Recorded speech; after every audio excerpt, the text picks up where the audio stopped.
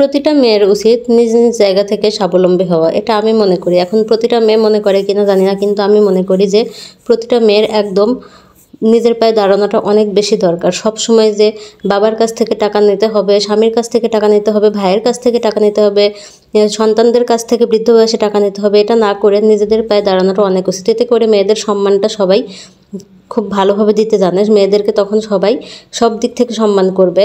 আর স্বাবলম্বী হলে সব দিক দিয়ে ভালো। হ্যালো এভরিওয়ান, আসসালামু আলাইকুম, welcome back to another blog. তো আজকে আমি রান্না করব পেঁপে দিয়ে মাছ। তো পেঁপে ছিল, ভাবলাম পেঁপেটা অর্ধেক ছিল, তো পেঁপে দিয়ে যদি আজকে মাছ রান্না না করতাম তাহলে পেঁপেটা নষ্ট হয়ে যেত, তাই পেঁপে দিয়ে মাছ রান্না করবো। তো প্রথমে আমি মাছটা ভেজে নিলাম।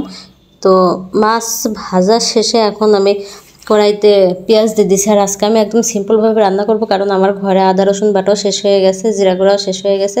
একদম সিম্পলভাবে রান্না করবো। আর হ্যাঁ, সিম্পলভাবে রান্না করার পরেও কিন্তু রান্নাটা অনেক মজা হয়েছিল। আপনারা হয়তো ভাবতে পারেন কোনো কিছুই দেয় নাই, হয়তো রান্না ভালো হয়নি। আপনারা দেখবেন রান্নার কালারটা দেখলে বোঝা যাচ্ছে যে রান্নাটা অনেক মজা হয়েছিল, আর সত্যি অনেক মজা হয়েছিল।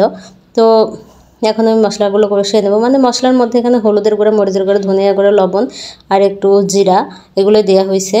এখন সুন্দরভাবে কষিয়ে নিয়ে তারপরে আমি পেঁপে দিয়ে দিব। আর হ্যাঁ, প্রথমে যে বললাম যে প্রতিটা মেয়ের স্বাবলম্বী হওয়া দরকার, এটা সত্যি যে প্রতিটা মেয়ের স্বাবলম্বী হওয়া দরকার। আর নিজ নিজ জায়গা থেকে স্বাবলম্বী হতে হবে। সবাইকে যে শুধু ফেসবুকে কাজ করে স্বাবলম্বী হতে হবে না, হবে তা না। যে যে কাজ পারে সেই কাজ দিয়ে স্বাবলম্বী হওয়া উচিত। কেউ কাঁথা সেলাই করতে পারে, কেউ ক্রাফটের কাজ করতে পারে, কেউ চাকরি করতে পারে, কেউ সরকারি চাকরি করে। মানে যার যে দিক দিয়ে ব্রেন আছে তার সেই দিক দিয়েই স্বাবলম্বী হওয়াটা অনেক বেশি দরকার, যেটা আমি মনে করি।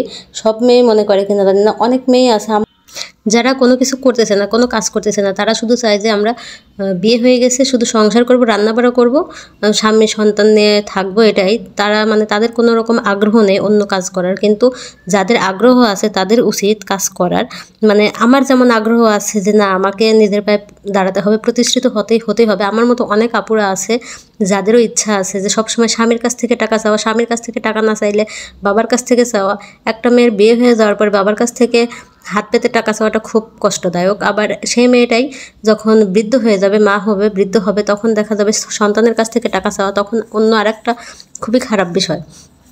মানে এগুলো একদমই খুব খারাপ বিষয়। এই জন্য উচিত সব মেয়েরই নিজের পায়ে দাঁড়ানো। এতে করে মেয়েদের সম্মান থাকে, মেয়েদেরকে কেউ তুচ্ছ তাচ্ছিল্য কখনোই করতে পারবে না, মেয়েদেরকে সবাই ভালোবাসবে।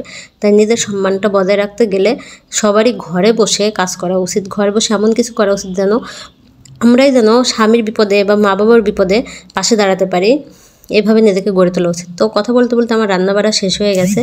তো আর ভিডিও বেশি বড় করব না। আমার ভিডিও ভালো লাগলে সবাই লাইক, কমেন্ট অ্যান্ড শেয়ার করবেন। সবাই ভালো থাকবেন। আল্লাহ হাফেজ।